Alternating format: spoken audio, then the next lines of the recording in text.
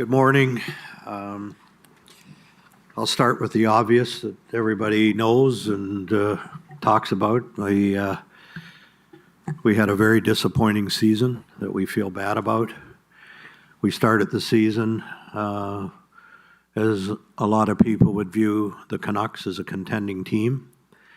We ran into an unfortunate incident in the first half of the season that hurt the chemistry of our team, that we eventually had to make a trade that we didn't expect to make and didn't want to make.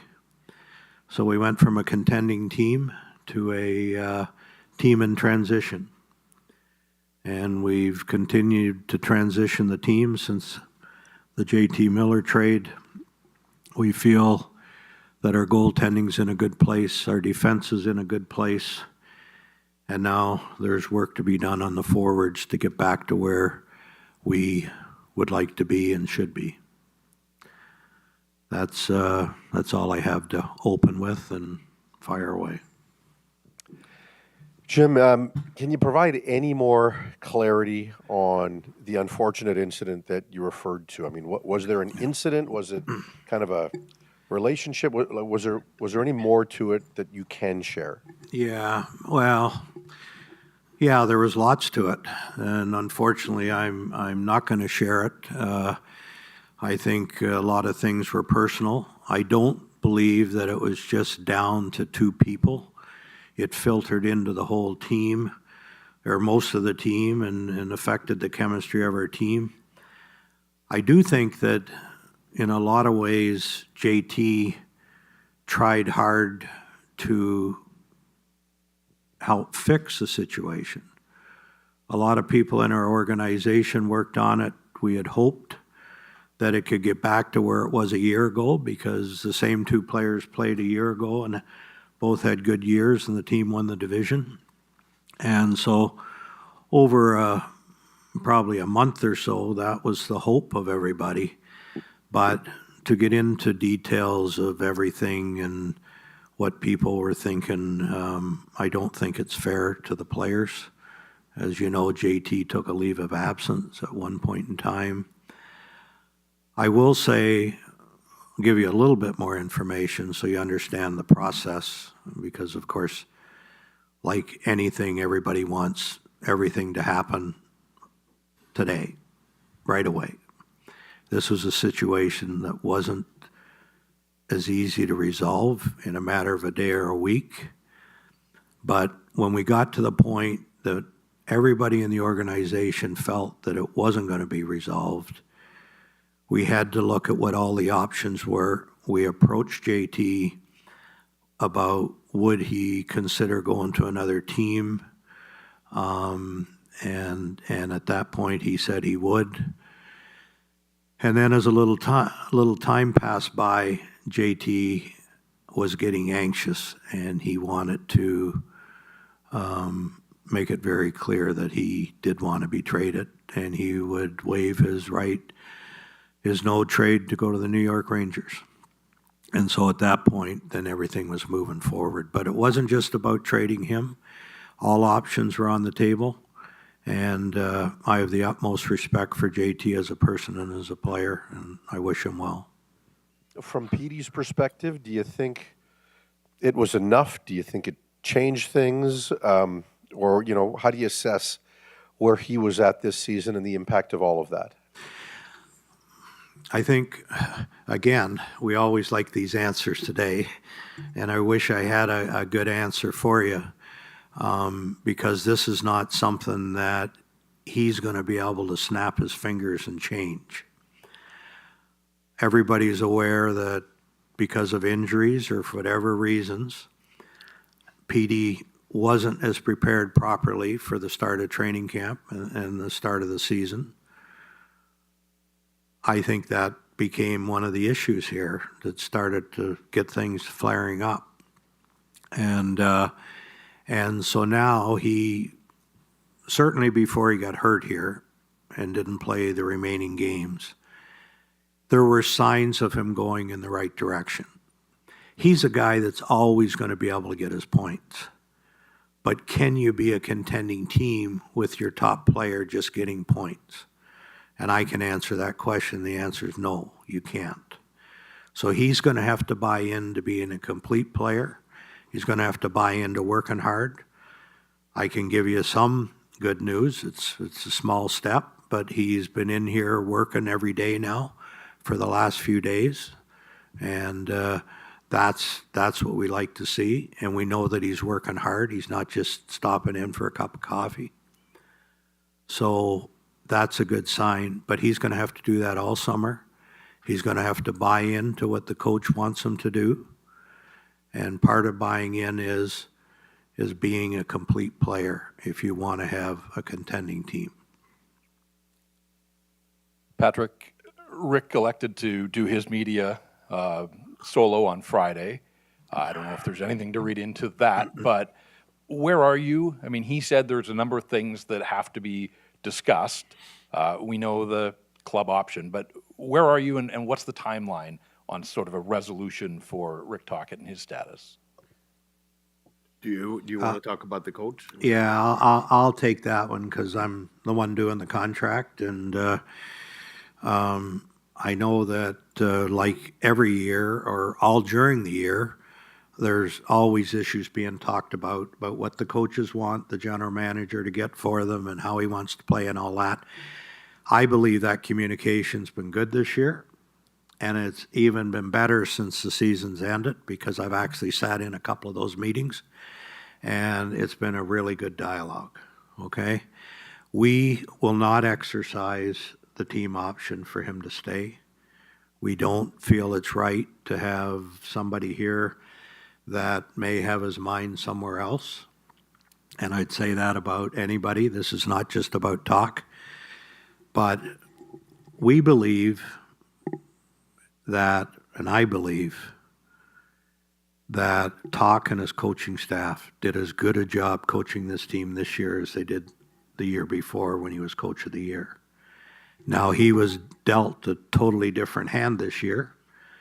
When the team won the division, it was a lot of good work by him, a lot of good work by the players, but everything went right. This year, we've talked enough about, the incident that happened and affected the chemistry of the room and affected the play of the team in the first half and forced a trade. But with all that going on, how he handled the situation and how he handled the team was really good. So I give him and his staff kudos for the job they did this year. As for his contract, we've gone through a process. We've negotiated. I would suspect sometime this week he'll have a decision. We have gone a long ways from where coaches have been compensated with the Canucks for years, forever actually, and we're hoping that he takes that contract and stays. Maybe you can speak to the contract situation with Tom Willander. What's going on there? What is the holdup, and how confident are you that you can get him under contract? Well, I was aware that the Swedish national team had interest in Tom leading up to the World Championship for some pre-game tournaments there. His advisor has informed us that he was going back to school. We feel our staff has been in communication. Our development staff, Michael Samuelsson and Komisarek, has built a great relationship with Tom during the year, and they felt that he was ready to turn pro after 2 years in 2 successful years in Boston University. I mean, it's a lot of money for a young player to pass on. But that's the information we had here as of last week from his agent, that the intention was to go back to school. We'll continue to work with Tom, and he's coming in here for development camp. Great relationship with him. I think this is part of learning how to be a pro and what the next step will come, and the money involved that you're turning down to go back to school, but that's a direction as of this morning. Or sorry, not as of this morning, but last week there. Patrick and Jim, can we circle back on Elias? This is a player that you handed the most lucrative contract to in franchise history. You committed time, you committed serious money to him. 45 points, though, Jim. To have your coach question his practice habits, his off-season training habits for a player who's heading into his 8th NHL season, do you strongly believe this is a player you could move forward with, or is he a player who could perhaps be traded elsewhere? What, you want to do it? Yeah, I mean, I think this is something that we have, since Rick Tocchet got in here, we talked about practice habits and taking every day as an opportunity to get better as an individuals. We're sitting here today, and I truly believe every single player wants to be better. And that starts in the off season, and it comes into in season when you're walking in here every day. You want to work on something. You always have something to work on. As we're also sitting here today, I will keep all my options open. I do believe that the last 3 years, Elias had one down year, which was this year. And as Jim alluded to before, it's not about individual points. It's about playing the right way in order to win. And I think that's where again, our team during the year, chemistry, consistency, movements in the season where we had chances to gain headweights in the standings. We didn't. Part of it is maturity. But go back to your questions. We still believe Elias is more than capable of coming back as he has shown in the past year in Vancouver. I think this is about to taking his game to the next level. And as Jim said, it's encouraging to see his determination, work ethic when he, again, I believe he was in here Saturday and in here today again, working hard. Jim, you talked about thinking that this team would be a contender this year. It fell far from that. How close do you think you are, or how many players do you think you may need? You could lose Brock Besser, you could lose Pius Suter. Where do you think you are body-wise, in terms of getting to where you want to be? Well, we could lose those players. We might not. It's one of the reasons that we didn't trade them at the deadline, so we had a longer runway to make that decision. I think the biggest thing for us is to strengthen our center ice. And, I give our players credit. I mean, they give all they had in most of the games in the second half and got eliminated from the playoffs and what was it, the fourth last game or something, but that was without our top two centers. So getting that center ice strengthened, then you can do a lot of different things with your wingers. So that will be Patrick's priority. And if we can do that, it's going to make it easier to make our forwards better. But to answer your question, I don't know how many forwards we're going to need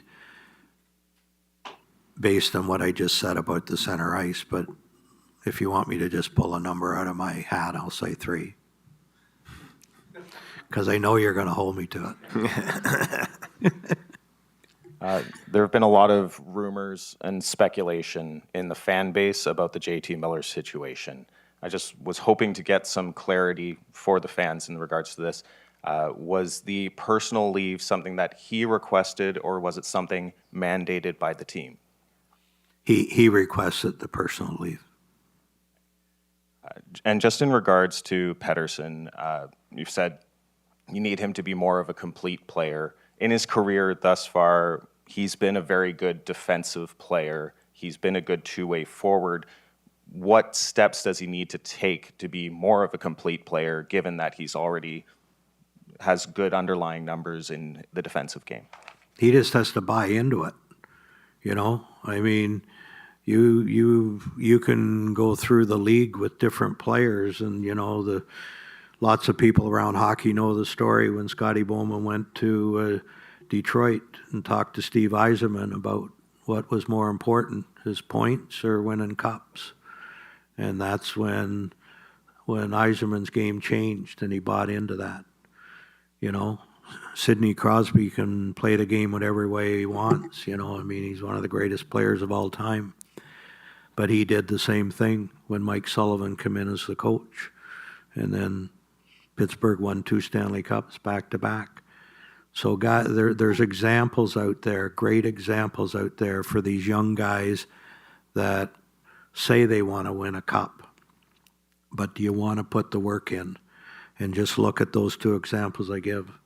And Petey can do it. He's got the ability to do it. He's just got to buy into it and prepare properly in the off season. Patrik, I know the assistant coaches typically are tied to the head coach. Can you just tell us for the coaching staff, Gonchar, Foote, others, if Rick decides not to be back, are you looking at having to replace most of your staff, or are some of these guys still under contract? Well, as Jim said, or we're working towards having Rick Tocchet back here, and those guys are obviously attached to his contract status too. But that's nothing we're talking about here. Again, our intention is to get Rick back and have a decision here during the week.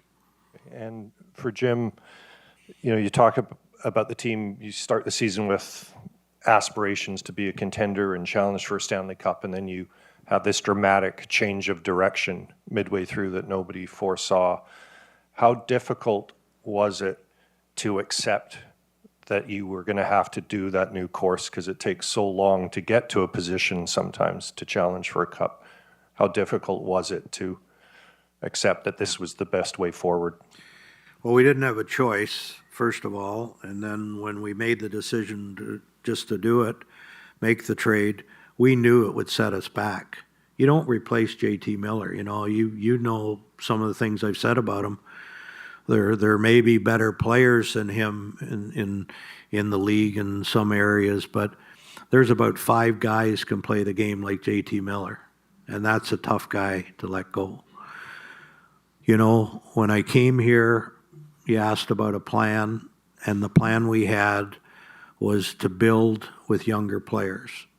And one of the things that we fortunately have not done is traded away our younger players, and we're starting to build. Patrik and his group has done a good job of building up young players. You can see the young players in the pipeline.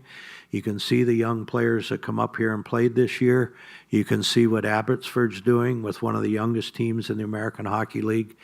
So that's an advantage we have. We have to have some good, hard work by Patrik and his staff this offseason, have some good luck.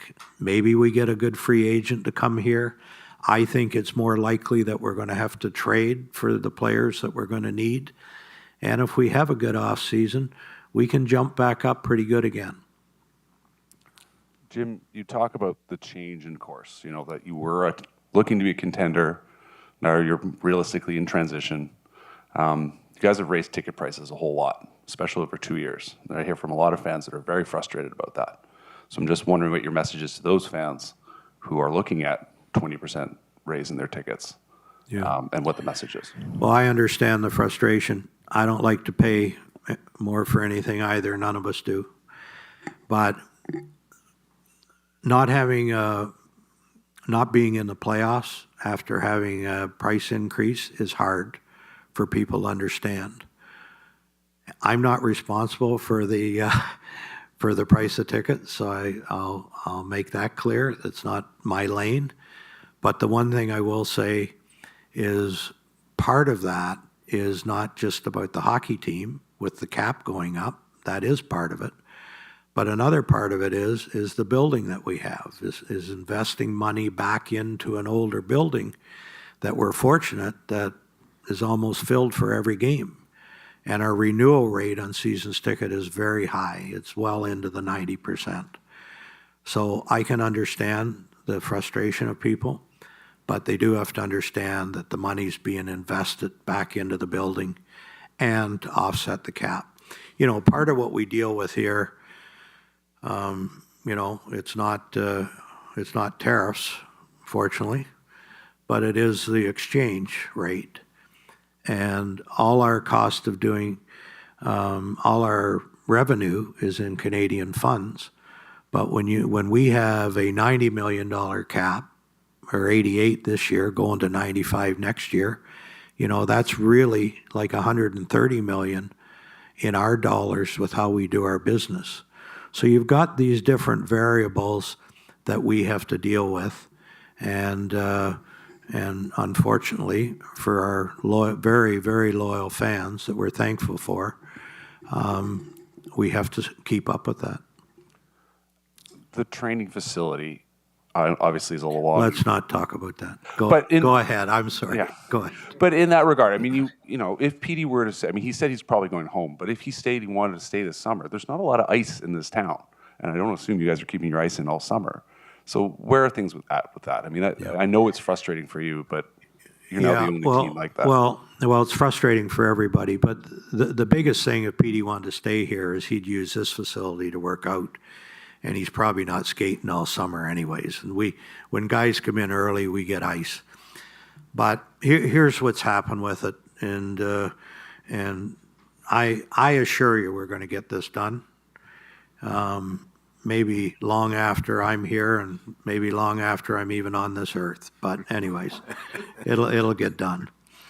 But we've tried hard to form a partnership with some of the local rinks, and you know, we need 20,000 square feet that we can build a dressing room on to the rink somewhere, and then just use the ice.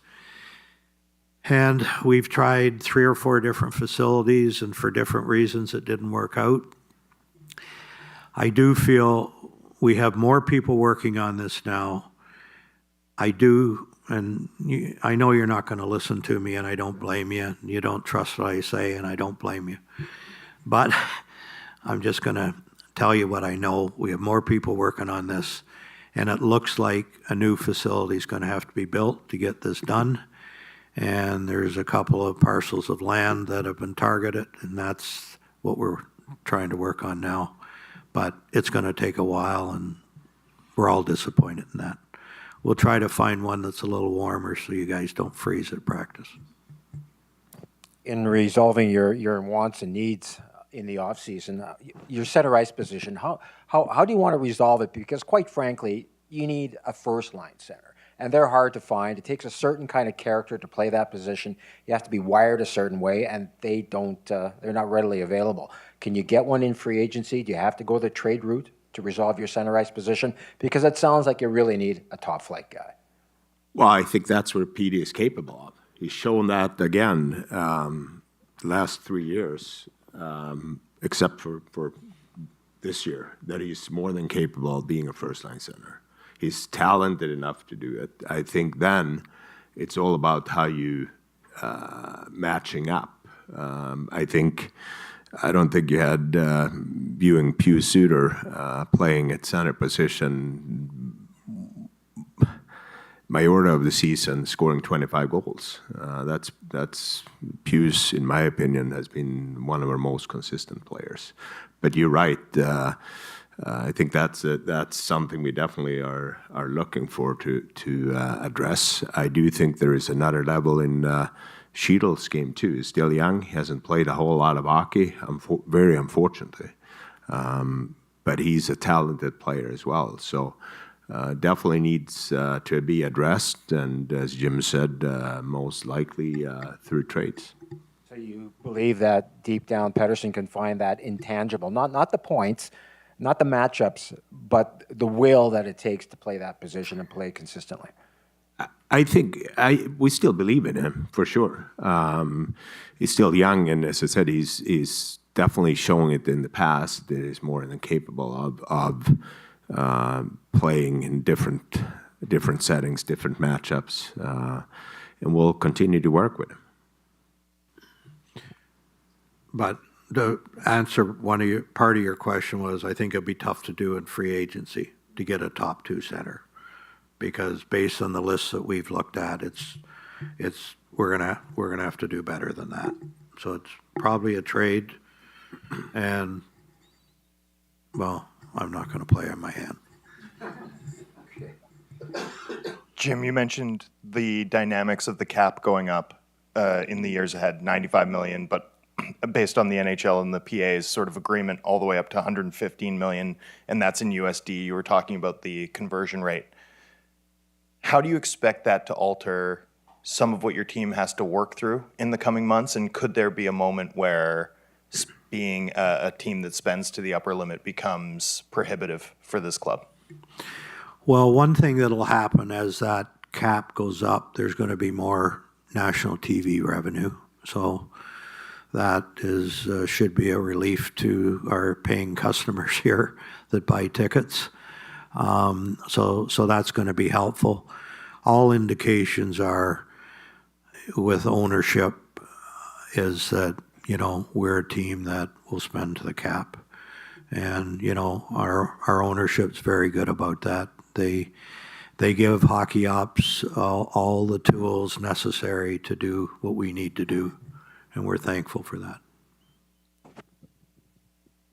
You've got a couple of players in Thatcher Demko and Connor Garland who become extension eligible on July 1. With the cap going up and what could happen to the free agent market in the months ahead here, and then the years ahead as the cap goes up, do you think about extending guys in the current market with a different level of urgency than you would have in previous seasons? I don't think urgency is something you should do when you're talking about making that kind of commitment. I think Patrik and the hockey ops have to talk through, and the coaching staff have to talk through as to what the future is for those players. But those are 2 key players that personally I would hope would stay here longer term. But we haven't got to those meetings yet. We have to get the coaching situation resolved so we can have legitimate meetings as to what the decisions are going to be going forward. And to follow up on that, I think that's something that me and my staff are always working on, the projection on the team in the next couple of years, and salaries and stuff like that. So you got to be prepared for that. And the same thing around the league, viewing the other teams, what situation they are in, and what potentially could be available as well. I've got a couple more questions about Pettersson, sorry.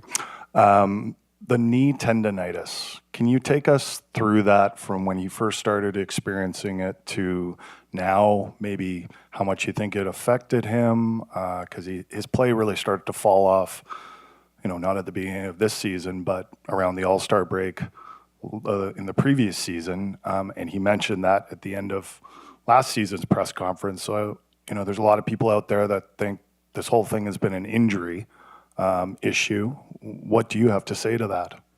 Well, I think he expressed that last year, knee tendonitis after the season. What I will say is there is a lot of players in the National Hockey League that plays through different injuries, different part of the year. I think regarding his off season, that it played into it. Part of being a pro player is that you have resources to handle different things. As of now, Elias is healthy and is back. He was rehabbing his oblique. He also had he went into the boards at the Four Nations that caused some swelling in his knee, but that's not an issue as well. We believe that with his health and the resources we have here helping him during the summer, he's going to be healthy, hopefully coming into next season. And again, I give a lot of players credit through playing through some injuries during the year here. And I guess that's part of pro hockey, and it's part of us to have the right care for the players to help them succeed in the league and help the team be successful. Okay, my follow-up question is, has it been hard getting through to him? Like, I hear talking, and he's saying, I think he's listening to some of the things I'm saying, and we're still talking about a lot of the same things, practice habits, and there's a hope that he'll get to work this offseason, but there isn't a certainty that he'll get to work this offseason. Is it hard to get the message through to him?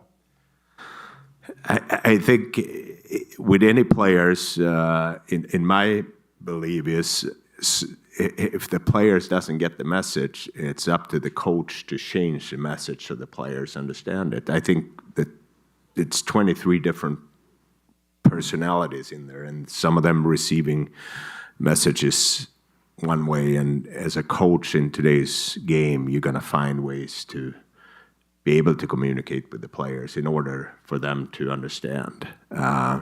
Again, in the building process here, and I think this is what you see around the league, it's, I think the intention from our coaching staff was right. Last summer, they wanted to take the team to another level. Pretty quickly there, I would say after 6 games, I felt that this group was not ready for it. It was back to basics.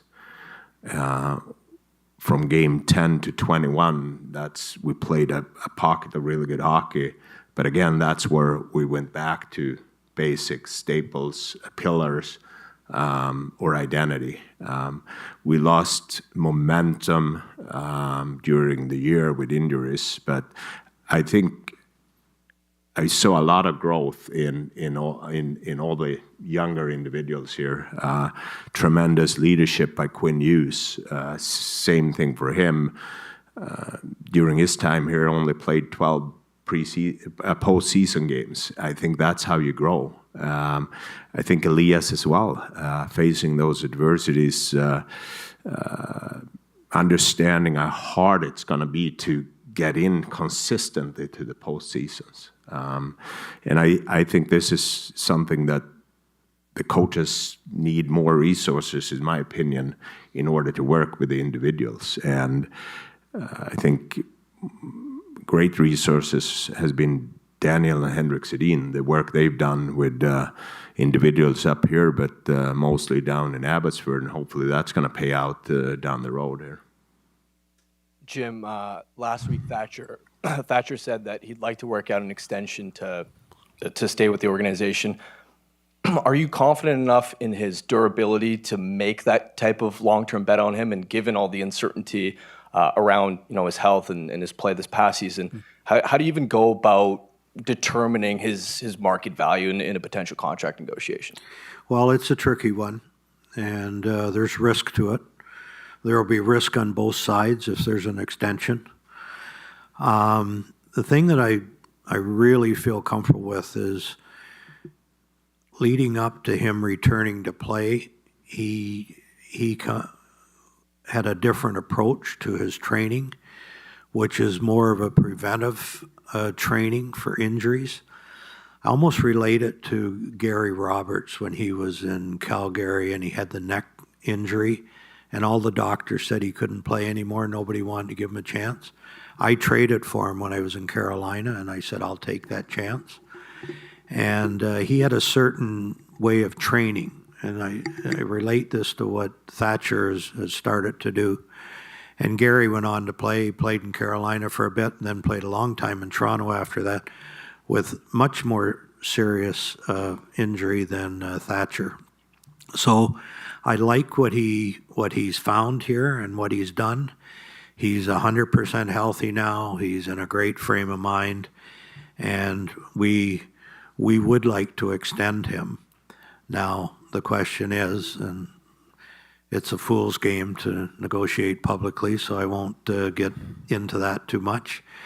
But it's going to be a matter of how much risk the team is willing to take, and then how much risk is he willing to take as to the term of that contract. And you mentioned center ice being a big position of need, and how it's more likely than not that the solution will come via the trade market. Centers are really expensive, of course, to acquire. Have you thought about what assets it might take to potentially acquire that, in terms of, are you guys open to potentially trading a first-round pick, some of your top prospects maybe on the back end? Do you think there may be tough decisions to be made in terms of the assets you're potentially going to have to part ways with this summer? Tough decisions.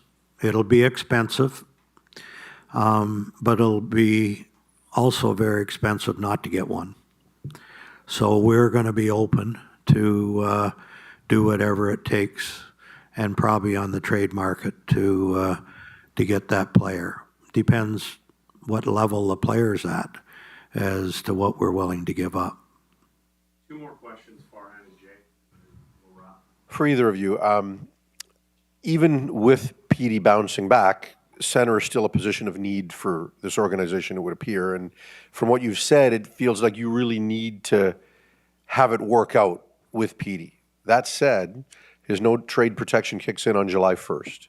So are you open to potentially moving him if you think that that's the best course of action for this team, whether it's listening to an offer, whether it's potentially shopping him, or can you definitively say you're not going to trade him at this point and he's going to be back next year? Well, sitting here today, I definitely want to keep all my options open. Saying that regarding PD, we still believe in him, but I would be, I guess, stupid not to keep my options open because we're sitting here. But the talent we have with Sheila and him, we still believe that they are talented enough to become good players in this league. But when you move away from a player as JT Miller, probably one of the better shutdown forwards in the league and hard to play against, as Jim said, you don't replace him. And that was never our intention to, when we signed to JT, we were very intrigued by the center ice. So obviously there's hard work here with the scouting staff and analytics and my coaching staff as well, how to build a competitive roster. Jim, Patrick, I think the greatest fear for Canuck fans here is 2 years from now. Quinn Hughes can become an unrestricted free agent. How cognizant are you with the moves that you're going to be making this summer and within these next 2 years? Do you consult with Quinn? Do you let him know what the game plan is? And when do you start thinking about an extension for Quinn Hughes? Because I think that'd be one loss with this franchise. I don't know if you'd ever bounce back if he was to leave here. Totally agree, 100%. The one thing that we will be sure of, that we will have enough cap space to offer him the kind of contract that he deserves. That's the one thing we can prepare for. And it may not boil down to money with him. You know, he said before he wants to play with his brothers. And that would be partly out of our control, in our control, if we brought his brothers here. So there's many moving parts here. Agree 100%. This franchise cannot afford to lose a guy like Quinn Hughes. And we will do everything we can to keep him here, but at the end of the day, it'll be his decision.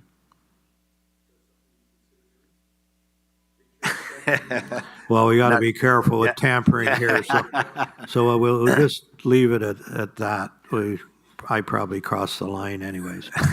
but I mean, I've seen tremendous of growth in Quinn during the 3 year here. What he went through this year as a captain, leaders, several meetings with Rick Tocchet. I get a lot of respect for him off ice, more so than on ice, and I'm sure that he's eager to get started here and come back and be hungry to play another year for Vancouver Canucks. Thanks, everyone. Appreciate it. Thanks. Have a